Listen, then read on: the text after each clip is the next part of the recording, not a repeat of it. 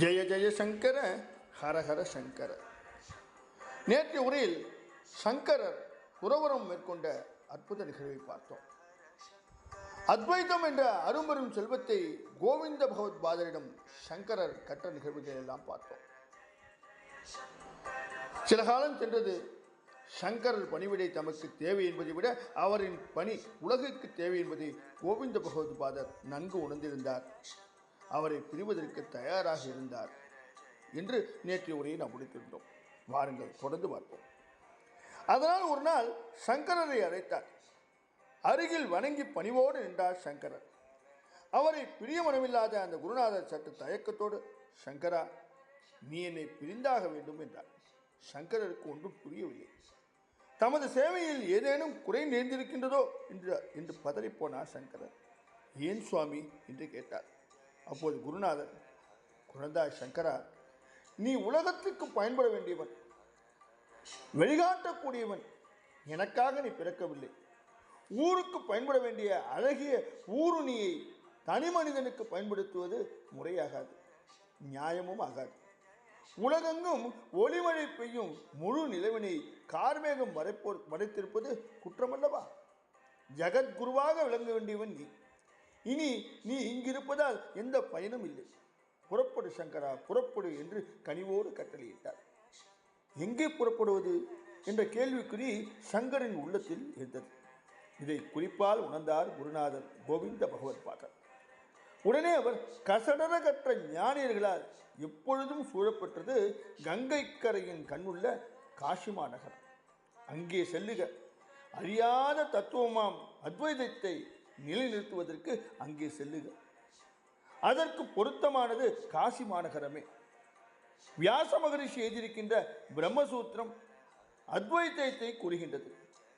இந்த பேருண்மையை விளக்கி பாஷ்யம் செய்வாயாக. அங்கே உனது பணிகள் அநேகம் நிறைவேறும். உன் காசி விஜயம் வெற்றி பெறட்டும், சென்று வருக என்று கூறினார். அவர் அப்பொழுது தழுதழுத்தது, கண்களில் நீர் சுரந்தது. குருவின் கட்டளையை சிறுமேற்கொண்டார் சங்கரர். காஷி மாநகருக்கு புறப்பட்டார். குருவான கோவிந்த பகவத்பாதர் மீண்டும் பத்ரிகாசிரமத்துக்கு புறப்பட்டு சென்றார். முத்தி தரும் நகரங்கள் 7. அவை காசி, காஞ்சி, மதுரா, மாயா அதாவது ஹரித்வார், துவாரகை, அவந்தி அதாவது உஜ்ஜயினி மற்றும் அயோத்தி. அவற்றுள் முதன்மையானது காசி.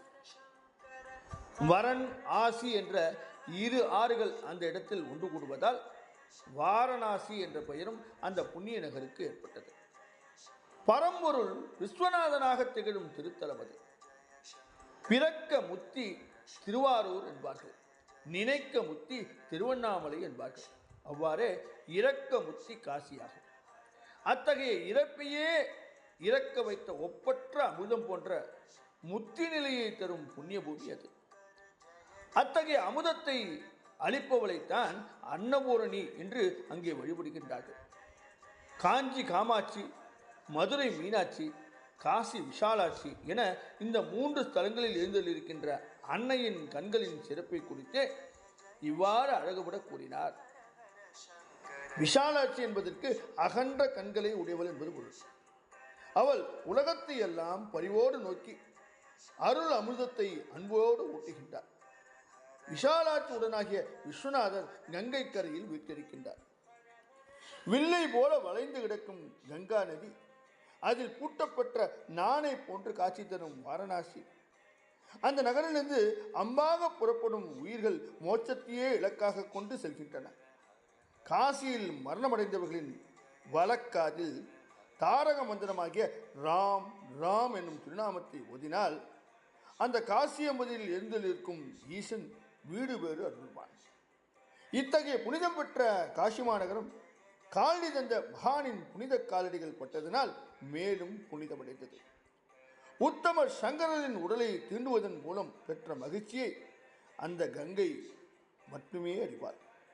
கங்கை அலையை வென்ற கவிதை அலை சங்கரரின் உள்ளத்தில் எழுந்தது. அதன் காரணமாக கங்கா ஸ்துதி எனும் 5 இனிய ஸ்லோகங்கள் எழுந்தன. அரணும் அறியும் ஒன்று என்று உணர்த்தும் அத்வைத்த வரலாறுகள் அடங்கிய கங்கை பிரவாகத்தில் சங்கரரின் அத்வைத்த பிரசாரம் ஆரம்பமானது. மணிகர்ணிகை கட்டத்தில் முக்தி மண்டபம்.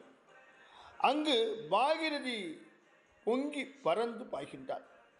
மணிமணியான வாக்குகளை வெள்ளிமணி போன்ற குரலில் முழங்கியபடி முத்தி நிலைக்குரிய ஆலட்சமணியை முழக்கியபடியே இளம் சங்கரர் அத்வைத்த தத்துவத்தை போதிக்க தொடங்கிவிட்டார். தொடர்ந்து என்ன நடந்தது நாளைய உரையில் பார்ப்போமா? ஜெய ஜெய சங்கர ஹர ஹர சங்கர.